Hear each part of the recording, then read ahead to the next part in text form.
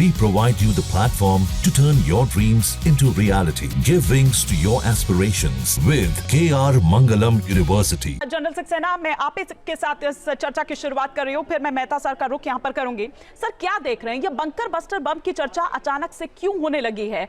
Bunker buster bomb के बारे में कुछ डिटेल्स हम भी यहां पर दे रहे हैं अपने दर्शकों को, लेकिन आप ज्यादा बेहतर तरीके से बता पाएंगे। क्या इसका टारगेट अब जो है वो फोर्डो न्यूक्लियर साइट ही है, जिस तरह से इजराइल के एम्बेसडर ने भी कल ही अमेरिका में ये बयान दिया था? देखिए, पूरा दिखा दिया कि बंकर बस्टर एम्यूनिशन क्या होता है, जो पहले सतह को तोड़ता है और फिर जो सतह के नीचे जो भी सिस्टम है, चाहे कमांड एंड कंट्रोल सिस्टम हो, जैसे अब बात हो रही है, ये न्यूक्लियर साइट की बात हो रही है, तो उसको डिस्ट्रॉय करता है। अब बंकर बस्टर इस सिचुएशन में जितनी भी बातचीत चल रही है वो ये है कि इजराइल चाहता है कि उनका न्यूक्लियर प्रोग्राम को खत्म किया जाए। लेकिन न्यूक्लियर प्रोग्राम तभी खत्म होगा जब वो जो टारगेट्स उन्होंने आइडेंटिफाई किए हैं उनके ऊपर नुकसान हो।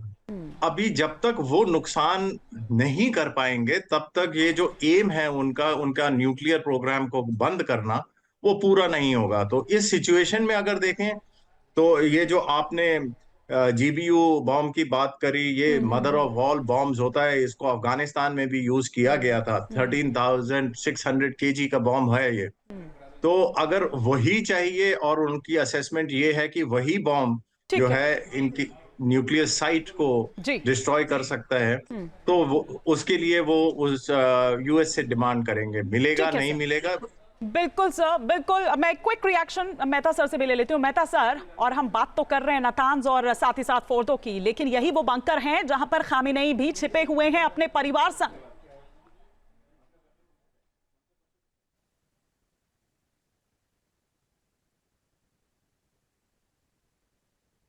मेहता सर, जैसे कि आपने रिपोर्ट में बताया और आपने कहा कि इस युद्ध का दो ही हालात में अंत हो सकता है, या तो खमैनी को खत्म करना या फर्दो को खत्म करना, ताकि उनकी न्यूक्लियर कैपेबिलिटी खत्म करने के लिए। ये दोनों हालात बिना अमेरिका की डायरेक्ट इंटरवेंशन के नहीं हो सकता।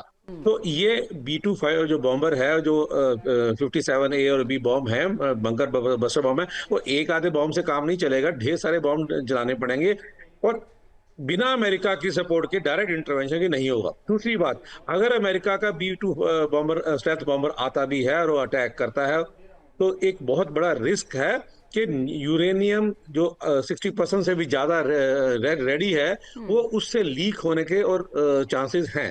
वो एक रिस्क है। लेकिन इस युद्ध का अंत सिर्फ इसी हालत में हो सकता है। बिना अमेरिका की इंटरवेंशन के ये युद्ध का अंत नहीं हो सकता। ये बड़ा क्लियर है। जहाँ भक्ति है हर शब्द में, कथाओं में छिपे हैं दिव्य रहस्य और ज्योतिष देता है जीवन को दिशा। धर्म से जुड़ी हर बातों को जानने के लिए हमारे चैनल स्तुति को सब्सक्राइब करें। चैनल पर जाने के लिए इस लिंक पर क्लिक करें।